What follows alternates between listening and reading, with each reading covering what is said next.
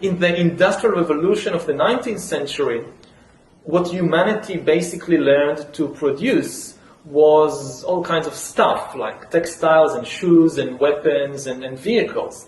And this was enough for very few countries that underwent the revolution fast enough to subjugate everybody else.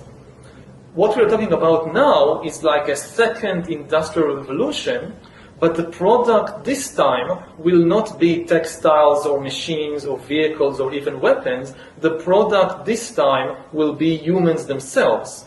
We are basically learning to produce bodies and minds. Bodies and minds are going to be, I think, the two main products of the next wave of all these changes. And if there is a gap between those that know to produce bodies and minds and those that do not, then this is far greater than anything we saw before in history. And this time, if you're not part of the revolution fast enough, then you probably become extinct. Once you know how to produce bodies and brains and minds, so cheap labor in Africa or South Asia or wherever, it simply counts for nothing. Again, I think that the biggest question maybe in economics and politics of the coming decades will be what to do with all these useless people. Will be what to do with all these useless people.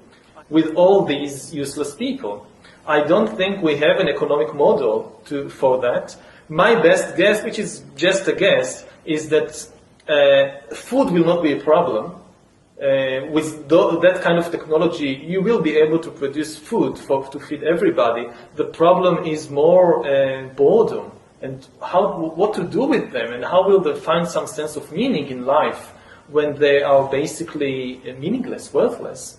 My best guess at present is a combination of drugs and computer games.